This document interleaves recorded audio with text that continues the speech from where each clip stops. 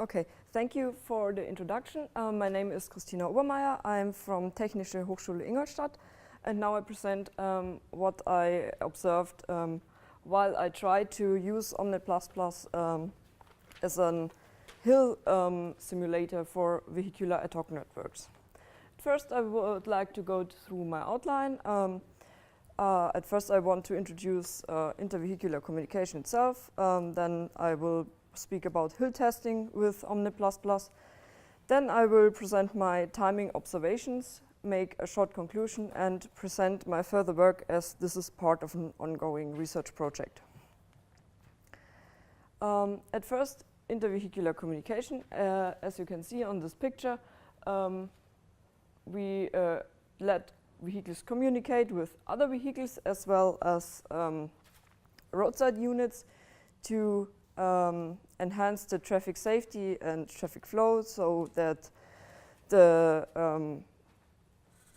driving becomes safer, and so to avoid traffic jams and fuel consumption, lower it.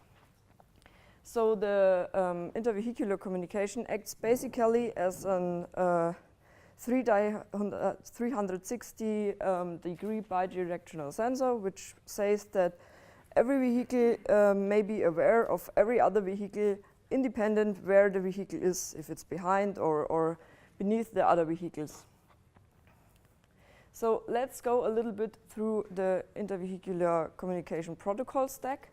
It is basically divided into two parts. The first part, the lower layers, are specified by IEEE 802.11 P, and the upper layers are defined in Europe by ETSI ETS G5. So in the physical layer, we have that dedicated spectrum from 2.9 gigahertz in OFDM mode. In the MAC layer, we have the special part of the P amendment of the standard, which is outside the context of a basic service set mode, which basically means that every vehicle can communicate with every other vehicle unless, so there is no network connection necessary. So they have not to register to any network. So if a vehicle can receive the message, it uses the message and uses the data of it. We have a sort of geographical routing, because topological routing is not very useful in an area of high node mobility, because the topology will change very rapidly. Let's take a motorway or something, where the vehicles are driving with 100 to 200 kilometers per hour. The topology is very fast changing, and there are always coming nodes into the network and moving out of the network. So the geographic routing allows to address single geographic areas, not nodes itself. The next thing we have there is multi-hop routing, so we can try to reach areas which are not basically reached by one hop, so we can extend the dissemination range by using a multi-hop communication. At the upper layers, we have the facilities, which are basically the knowledge base of the communication, where every information is stored, like informations which are received from IVC communication, as well as informations from my own sensors in the vehicle. For example, the camera or the radar sensor. And at last, we have the applications, which can basically lead to automated driving or human-machine interfaces. And we have the day one applications, CAM and DEM. At the moment, these two are specified by ETSI, whereas the corporate awareness message, so the CAM, is usually generated between 1 and 10 times a second, which contains the information from my current state of the car. So where I am now, how fast am I, what is my direction, am I braking or something. These informations are stored in a CAM. And also we have the decentralized environmental notification message, which is called DEM. This message is only generated on a special purpose. For example, if there is an accident occurring or other incidents like a slippery road, which may be recognized by my own car through traction loss on the street. This information can be shared through the whole network of vehicles, where we address such a geographic location where this incident is occurring. For sure, we have a sort of decentralized congestion control, which allows to force that those stem messages, for example, are always sent, even if the channel is quite congested. So maybe we drop some CAM messages because they are not that important. And there is, for sure, some privacy and authenticity applications, but I'm not focusing on these applications at the moment. So now I will introduce my simulation setup, which I used to try to build my hill simulation, which is basically the artery framework with this is based in this in my part on INET. I use the Sumo as traffic simulator, and my vehicles are using the Vanessa open source ITS G5 stack. So Artery provides the apps. In the moment there is CAM and DEM, and also the radar sensors will be coming soon. And also it's suitable for rapid prototyping, so I can, if I want to try another application, it's really easy to create a new one. And then the vehicles use the Vanessa stack, which produces standard compilant packages, which is very important for my part because I try to communicate with real hardware. So I'm depending on packets which are standard compilants, so I can use them, only the byte stream, put it onto the over-the-air stream, and the device under test can receive and decode these packages. So as you can see, it's all open source. If someone wants to check it out, there's the link. So then let's go to hill testing with OMNeT++. This is basically my setup, which I'm currently building. I have this simulated environment, which we all might know. We have with Artery the simulated blue vehicles. Then I have my red vehicle, which I call physical twin, which is the simulated representation of the device under test. So my physical twin vehicle has some sort of stripped down functionality because it does not need all these upper layers, because the processing of the message, if the message is received, will be done by the device under test, because I want to test this device. So if a blue vehicle tries to send a message to the red vehicle, the basic calculation, if the message is received, is done by the INET physical layer. And then the vehicle receives this message. This message is handled over to 802.11p proxy, which is basically a National Instruments USRP RIO, which is a software-defined radio. So then the software-defined radio takes the message, puts it on the over-the-air stream, and then the device under test for sure can receive this message. Also, the other way works quite the same. If the device under test sends a message, the USRP receives this message and handles the message back to the OMNeT module. Then the OMNeT module takes the message and places it on the OMNeT++ channel, where the other blue vehicles can receive this message. So yeah, I thought about it, and then really fast I faced 3 different problems. At first, OMNeT++ is running too fast. If you are only simulating a few vehicles, OMNeT is quite faster than real time. So yeah, I thought about, I choose the standard OMNeT++ real-time scheduler to slow OMNeT down, which worked quite well.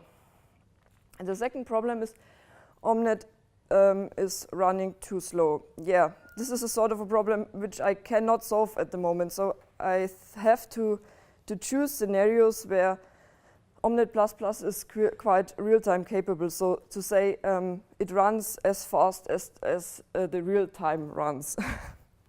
So, and the last one, is OMNeT is running too slow, but I do not recognize it, which is quite a problem because my whole test run get messed up if OMNeT is running too slow and I do not recognize it. So maybe the device under test then acts weird and I don't know why. So this was the part where I decided to choose to write a very easy new scheduler, which allows me to monitor the current real-time loss, and then I get the information after the end of the simulation run, so I can say, yeah, okay, this was quite okay. I guess this would be a good run, so I can use it. Or even the scheduler says, hey, it's about 5 or 10 seconds behind, so we have to stop the simulation because the run will get messed up because we are too slow. So this is basically the scheduler, which is quite easy. So I look if the simulation is quite too slow, then I stop it. If not, I calculate the last duration of the event because it may be interesting how long the different event has taken.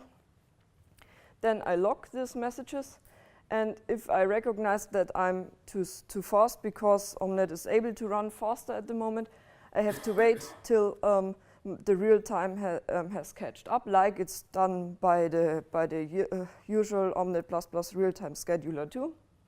And then at the end I set a few identifiers for the next event, which that I can say this event has taken, for example, 20 milliseconds. So I have to recognize which event is the next so that I can measure these times. So in the domain of hill testing in vehicular ad hoc networks, I defined I found a few parts which are depending on the time, so that I can say when is OMNeT too slow if I want to test, for example, the replay attack detection, for example. So we have at first the duplicate packet detection, which is not really time dependent but time flow dependent. So if OMNeT and if the scheduler ensures that there is that it's not faster than real time and that second 3 always occurs after second 2, then this part has no problems because the duplicate packet detection does only look if the next package is newer than the preferred received one. Then we have the GPS timestamps. My device under test must know its own location, that the geographical routing works well. So the simulation every 100 milliseconds informs the device under test where it is located, like a usual GPS sensor does. So if this information may be too old, the position of the device under test may be not the right one. So, but usual GPS devices are aware of GPS losses and something, so this would not be a big problem. Then we have the replay attack detection, where packets which are too old may be detected as a replay attack, but as I have found no time span which is defined to when a packet is too old, I guess this will be no big problem at the moment. Maybe there will be a timestamp defined in the next releases of the ITSG5 stack, or maybe it is just slipped through my fingers. Then maybe I have to think about this again later. Also, we have the time of DEM validity. So such an incident like a dangerous situation may only be 2 seconds valid. So if the OMNeT++ is behind, is more than 2 seconds, for example, behind. So, for example, let's say it's simulation second 22 and real time will be 25. A simulated car generates such a DEM. This is only valid about 2 seconds. So the device on the test receives the stem and says, okay, this event is already invalid because I have second 2025. I will drop the stem. So this may be not that good. And also we have the long-range communication using MAC layer unicasts, which is basically the biggest problem because it's the source is located in the MAC layer, and on a unicast we have the acknowledgement sent back by the receiver, and this decision or this acknowledgement is sent in 32 microseconds, which is basically we would have to determine if a receiver inside the simulation is able to receive this message in about 32 microseconds, which is not possible at the moment. So I have to put this mechanism into the software-defined radio. But I will speak about this later. So let's do on the real-time observations. What I have observed with this information taken in mind. At first, I have two different hardware setups, which is a laptop and a simulation cluster. Both have 2.4 gigahertz, and the laptop has only 4 cores, and the simulation cluster has 4 × 18 cores. But as we all know, such simulations are not that really parallel, so we have only the benefit from the higher turbo takt of the higher turbo clock times of the simulation cluster, which is about 3.2 gigahertz, and on the laptop it's 2.8 gigahertz, I think. Then I have two different scenarios tested on these two hardware parts, which is the three vehicle scenario, so they are driving behind each other on the highway, and also the 5 vehicles driving behind each other on the highway. So let's look at the generated events. So what events this are is not that important, but we have on the 3 vehicle scenario we have 16,500 events, and on the 5 vehicle scenario we have 42,000 events. Then a short overview of the timings. How long does a single event take to process on a cluster or on the laptop, where you can see that most times the cluster is a very short little bit faster, which is caused by the higher turbo clock time. The only one which is quite faster on the laptop is the channel load report. I don't quite know why, but it's happening. So if you can see this, it's quite a little bit faster on the laptop. So let's come to the little bit more interesting information. We have on the left side, we have the laptop. On the right side, the cluster. On the upper line, it's the 3 vehicle scenario, and the lower line, it's the 5 vehicle scenario. As you can see in the 3 vehicle scenario, the blue bars are always events appeared in this time. All events appeared in this time, how long they take. So and the red bar is the real-time loss. So for example, at this part, the OMNeT is 0.01 second behind, and here it's 0.04 seconds behind. So as we can clearly see, all the time events occurring which are taking longer to process, the OMNeT, the real time is thrown away from the real time. So if we are in the real time, we expect a line which is lying down there. But it is clear that if we have events which take time to process, we are thrown away from this. In this part, and you can see the cluster is slightly faster, so the peaks of the blue bars are not that high as they are on the laptop computer. And here in the 3 vehicles scenario, you can see most time OMNeT is able to catch up real time after such a high bar, which is gone away in the 5 vehicles scenario. As you can see here, there are much more events occurring, and as it always is in a Wi-Fi scenario, one event triggers many events afterwards, because one sending event will trigger many receiving events, and they are all close behind each other. So OMNeT or all wireless frameworks tend to produce events in a bunch. So this is this because there are always the high blue bars, and then there is some part of time nothing, because maybe there is no cam generated or something. And as we see here on the laptop side, here OMNeT is sometimes not able to catch up real time again before the next event occurs, and is thrown away from real time very hard. And here the cluster is slightly more able to catch up, but not completely. So this is an overall presentation how many events have real-time losses and how hard they are.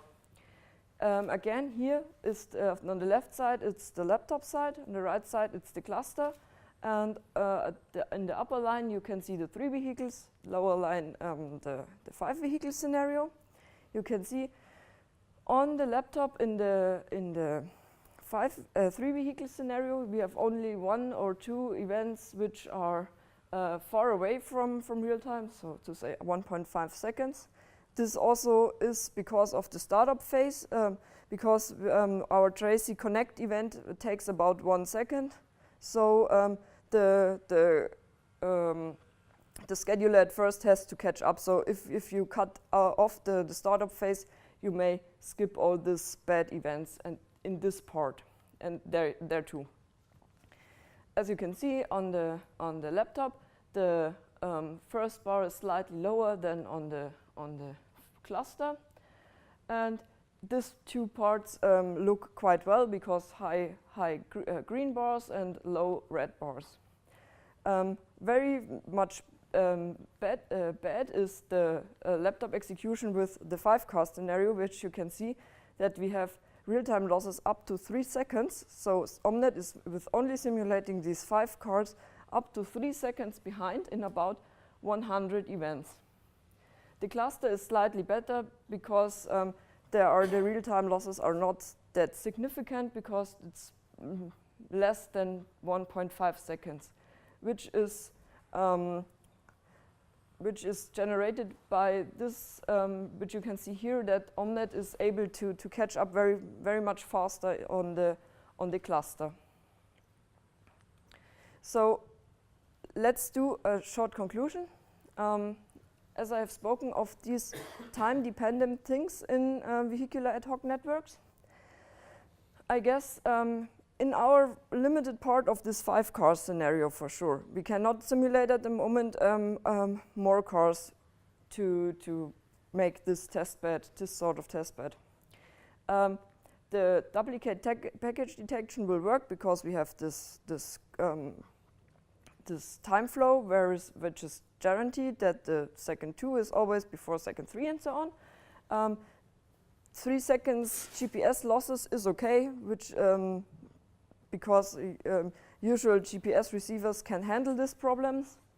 The replay detection would work like it's written down in the standards at the moment, because there is no real time span described when a replay is detected. In this part, if we say we are 3 seconds behind, the DEM validity could not be guaranteed, because, as I said, some DEMs have only a validity time from 2 seconds. And for sure, the long-range communication cannot be tested with this setup at the moment. So this is my, so I come to the further work. There are basically, we can tweak the simulation performance so that we can simulate more than 5 cars. we can try to add some parallelism, which is quite complicated in Wi-Fi networks, in simulated Wi-Fi networks. And also, which I think of, is replaying test data. So letting the simulation run, writing down all necessary information which I need to give my device on the test enough data, and then replay the system, monitor the interfaces, and transmit the pre-simulated data to the device under test. And one last part, which I'm working currently on, is to test those long-range communication. I try to connect OMNeT and the software-defined radio so that I can, every about 100 milliseconds, update a list of reachable vehicles, write the list down into the FPGA, and then if the device on the test sends an unicast to the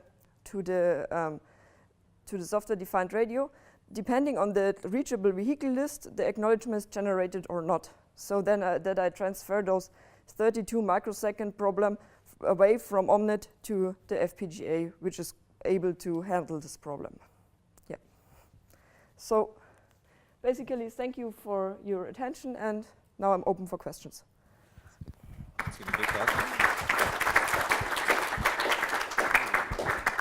And we have time for one or two questions. Yeah. Let's hand over to Joseph. Very interesting, and I'm still struggling to digest what you present today, because at the last slides you mentioned about that you're just trying to use parallel simulation, but you admit that it's quite complicated, am I right? But your whole presentation to me is a slight variation of parallel simulation. The reason parallel simulation is quite complicated because we have the separate timeline. Your current simulation presented today already looks like, to me, there's an internal discrete event, the simulated timeline, but outside of the world, there's a real timeline. So, well, I think this approach here and this trial is very, very interesting, and then at the same time very challenging. But I'm just trying to understand why you try to use OMNeT++ for this testing of the real-time environment, because as you already mentioned, there's lots of the maybe issues and delays, something like that. If I were a company, then chances are I never trust on the simulation results from this one, even though you make it very close to the real time, but chances there's lots of issues. So simply speaking, what your intention or motivation behind this one? Just experiment, or you're just trying to use these simulation results for something else? Yeah, basically I try to validate Car2X hardware. And as it is at the moment very complicated to run any field tests because there are no cars with Car2X hardware installed. But for example, every company has about, for example, 10 cars, but there is no way to make a real 100 through 200, 300 scenario with real cars. So we have to go back and make, before we install all this hardware, which is ready built and defined, that's very cost intensive. And then, why do we not validate one part of hardware with the simulation, and then if it works, even if we cannot trust the simulation that much, we can trust the real field test. We have validated the hardware in any part, so we can then go further and make those big field tests, which are very, very cost intensive.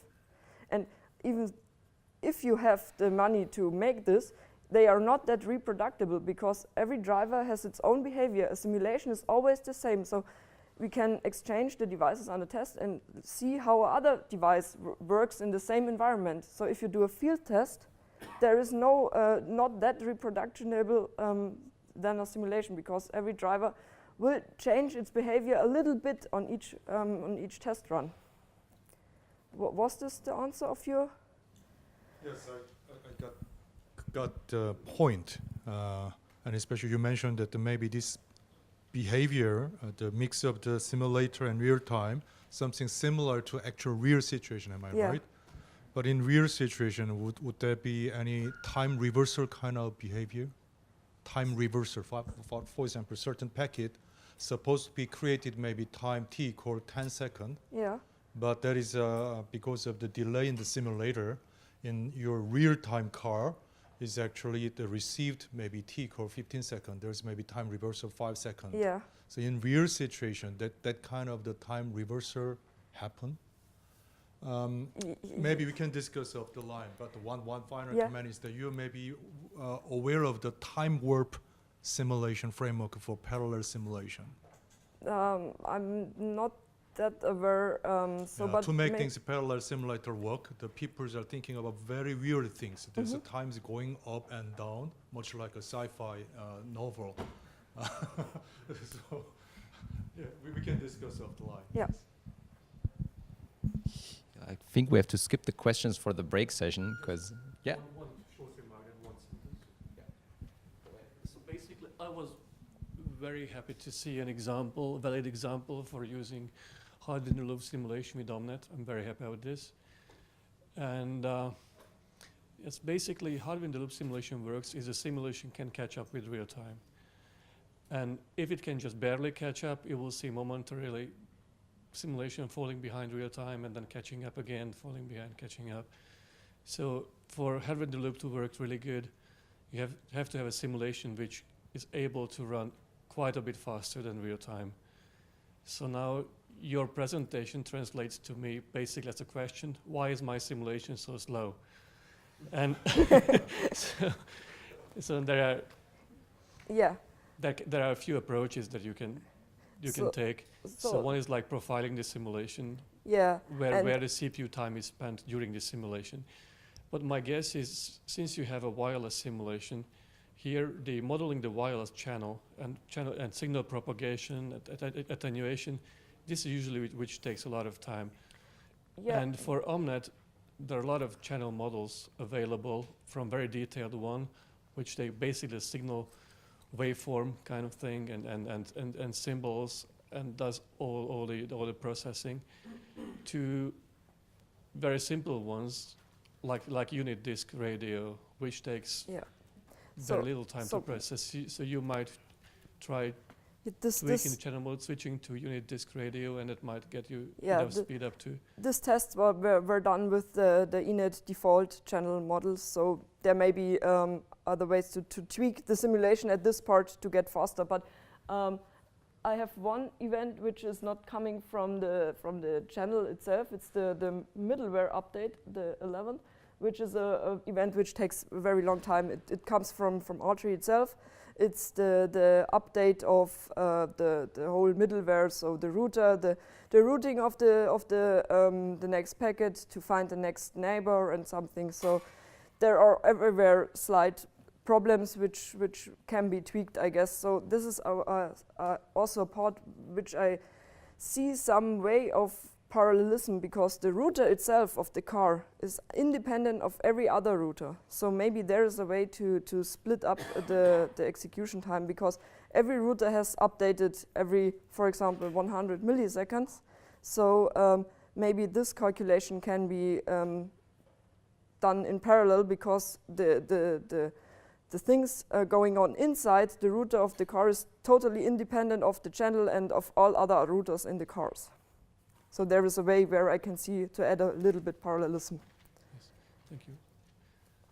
Okay, I think we can discuss this Yeah. in the breaks. I guess this is very interesting, complicated topic. So we're gonna use the whole break afterwards for more discussions, and let's give another big hand to the speaker, please. And,